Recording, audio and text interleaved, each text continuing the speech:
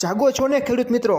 તમારો ખેડૂત પુત્ર પરાશરાભાઈ થોડાક કામોમાં વ્યસ્ત હોવાથી અત્યારે સમયસર કપાસ બજારના વિડીયો તમારા સુધી નથી પહોંચાડી શકતો।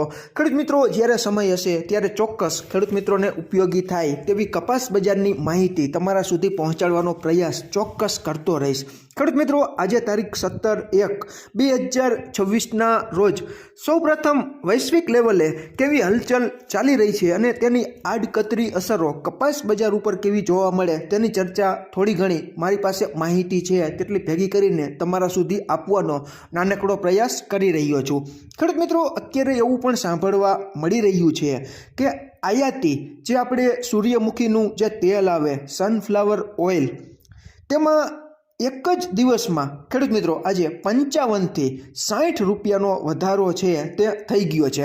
કારણ કે આપણને ખબર જ છે કે આપણે રશિયા યુક્રેનમાંથી સનફ્લાવર ઓઇલ સૂરજમુખીનું તેલ છે તેની આયાત કરતા હોઈએ છીએ, તો રશિયા દ્વારા એક્સપોર્ટ ડ્યુટીમાં સતત વધારો થતો હોય, ભાવ છે તે ઉછળ્યા હોય તેવો માહોલ છે તે આપણને સનફ્લાવર ઓઇલમાં એક જ દિવસમાં 55 થી 60 રૂપિયાનો ઉછાળો જોવા મળતા આપણી કપાસિયા વોશ જે કપાસિયા તેલ આપણે બનાવીએ તે પહેલાંની જે પ્રોસેસ દ્વારા જે રગડો મળે છે, કપાસિયા વોશમાં ખૂબ સારી એવી મજબૂતી છે તે ખેડૂત મિત્રો ટકી ગઈ છે અને 1250 થી 1260 રૂપિયા જેટલો કપાસિયા વોશનો ભાવ છે તે થઈ ગયો છે। તો ખેડૂત મિત્રો, આ ખાદ્ય તેલોની જે આપણે આયાત કરીએ તેમાં થોડો ઘણો વધારો આવે તો આપણી જે સ્થાનિક ખાદ્ય તેલ બજાર હોય તેમાં થોડી ઘણી હકારાત્મક અને પોઝિટિવ અસરો છે તે જોવા મળતી હોય છે।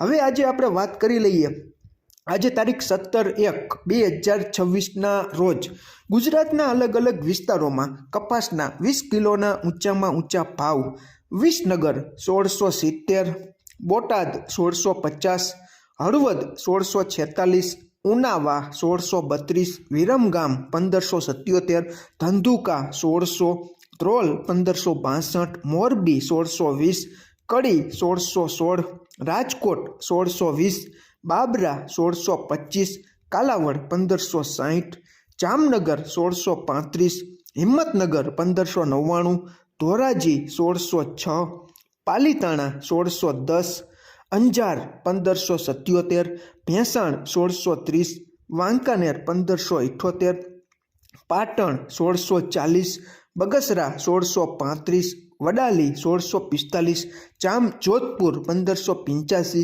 ખાંભા 1600, જસદણ 1612, ગોંડલ 1631, વિજાપુર 1618, જેતપુર 1611, સાવરકુંડલા 1613, સિદ્ધપુર 1666, અમરેલી 1640।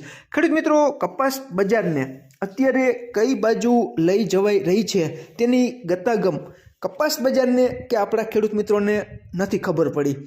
ખેડૂત મિત્રો, શરૂઆતમાં એવું હતું કે ભારતમાં રૂનું ઉત્પાદન છે તે ઘટશે એટલે આપણે આયાત છે વિદેશમાંથી રૂની મોટા પ્રમાણમાં કરવી પડશે અને હવે અત્યારે આપણે જોઈએ છીએ કે આ જે વાત છે તે કદાચ ભૂલાઈ ગઈ હોય અને અત્યારે નવા અપડેટો આવી રહ્યા છે કે ભારતમાં રૂના ઉત્પાદનમાં ઘણો બધો વધારો થશે।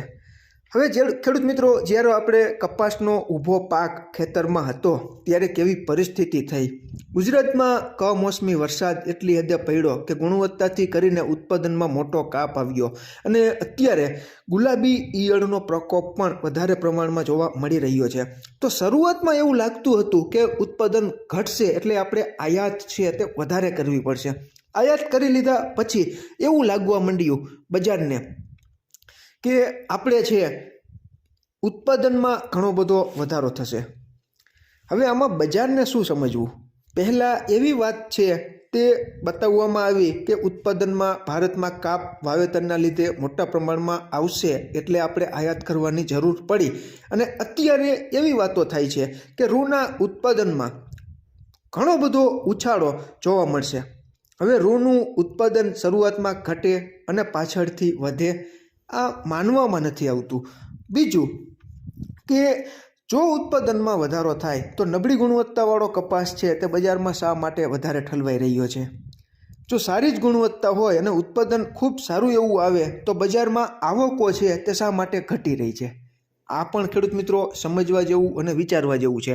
ટૂંકમાં અત્યારે આપણે જોઈ રહ્યા છીએ કે કપાસની જે સાઈડ પેદાશો છે, કપાસિયા હોય, કપાસિયા વોશ હોય, કપાસિયા ખોળ હોય, ટૂંકમાં આ બધા જમાં રિકવરી તરફી માહોલ શા માટે છે? તો કે અત્યારે માર્કેટમાં કપાસની આવકોમાં ઘણો બધો ઘટાડો થઈ રહ્યો છે અને જે વિદેશી જે ખાદ્ય તેલો છે તેમાં આપણે શરૂઆતમાં જોયું કે રશિયાથી આવતું જે સનફ્લાવર ઓઇલ છે, આપણે જે રશિયામાંથી સૂરજમુખીના તેલની આયાત કરીએ છીએ, રશિયામાં ખેડૂત મિત્રો એક્સપોર્ટ ડ્યુટીમાં રશિયા દ્વારા ઘણો બધો સતત વધારો છે તે થતો હોય અને આજે એક જ દિવસમાં 55 થી 60 રૂપિયા જેટલો ઉછાળો આયાતી સૂર્યમુખીના તેલમાં જોવા મળ્યો. હવે આની સીધી જ અસર આપણા સ્થાનિક ખાદ્ય તેલ બજાર ઉપર જોવા મળે તો આપણે જોઈએ છીએ કે કપાસિયા વોશના ભાવમાં ખૂબ સારામાં સારો ઉછાળો છે. તો ખેડૂત મિત્રો અત્યારે કપાસ બજારને પણ સમજાતું નથી કે કઈ બાજુ જવું, કારણ કે સારી ગુણવત્તાવાળો કપાસ બજારમાં ઓછો આવે છે અને નબળી ગુણવત્તાવાળો કપાસ છે તે વધારે પ્રમાણમાં ઠલવાતો હોય. સારી કપાસની જે ક્વોલિટી છે તેના બજાર ભાવ પણ ખેડૂત મિત્રોને ગળે ન ઉતરે તેવા મળી રહ્યા છે. બાકી સારો કપાસ હોય તેના અત્યારે ખૂબ સારા એવા ભાવ મળતા હોય તો વાંધો ન આવે, પરંતુ આજે 1600 ઉપરની સપાટીએ કપાસના 20 કિલોના ઊંચામાં ઊંચા ભાવ છે તે અતિ એકદમ સુપર કપાસ હોય તેના જ મળી રહ્યા છે. બાકી ઘણો બધો કપાસ છે તેનાથી નીચેના ભાવે ખેડૂત મિત્રો વેચવા માટે મજબૂર થઈ રહ્યા છે. આ વર્ષે તો કપાસના પાકમાં વાવેતર વિસ્તારમાં ઘણો બધો કાપ હતો એટલે સ્વાભાવિક ઉત્પાદનમાં કાપ આવે જ, છતાં પણ ઉત્પાદનના અંદાજો છે તે ઊંચા મુકાતા હોય બજાર પણ નથી સમજી શકતી. એટલે બજાર છે તે ખેડૂત મિત્રો હંમેશા માંગ અને પુરવઠા ઉપર ચાલતી હોય છે. સારી ગુણવત્તાવાળો કપાસ હોય તો તેના ખૂબ સારા એવા ભાવ છે તે મળી રહ્યા છે, પરંતુ આપણે એવી આશા રાખીએ કે અત્યારે જે સારી ગુણવત્તાવાળા કપાસના ભાવ મળે છે તે આવનારા સમયમાં નબળી ગુણવત્તાવાળા કપાસના ભાવ મળે તો જ ખેડૂત મિત્રોને સારામાં સારું વળતર મળી શકે. ખેડૂત મિત્રો તમારા અભિપ્રાય તમે કોમેન્ટમાં જણાવજો. ખેડૂત મિત્રો અમે ક્યારેય તમારે કપાસ રાખવો કે વેચી નાખવો તે બાબતની લેવડ દેવડ અંગેની સલાહ કે સંગ્રહખોરીની સલાહ નથી આપતા. તમારા ખુદના ભરોસે આર્થિક નાણાકીય જોખમ સહન કરવાની શક્તિને ધ્યાનમાં રાખીને તમારે તમારો પોતાનો કપાસ રાખવો કે વેચી નાખવો તેનો સંપૂર્ણ નિર્ણય તમારા ખુદના ભરોસે તમે લઈ શકો છો. બાકી બજારમાં કંઈક ને કંઈક આવી ગેમ છે તે હર હંમેશ રમાતી હોય છે. તમારી રીતે સ્થાનિક અને વૈશ્વિક કપાસ બજારનો અભ્યાસ કરીને તમને જે યોગ્ય લાગતું હોય, જે સૂઝતું હોય તેને આર્થિક જોખમ, નાણાકીય જોખમ સહન કરવાની શક્તિને ધ્યાનમાં રાખીને તમારે તમારો કપાસ રાખવો કે વેચી નાખવો તેનો યોગ્ય નિર્ણય સંપૂર્ણ તમારા ભરોસે તમે લેજો. આમાં ક્યાંય ભૂલ હોય અને તમારી પાસે નવી અપડેટ હોય તો ચોક્કસ તમે કોમેન્ટમાં જણાવી શકો છો. આભાર ખેડૂત મિત્રો.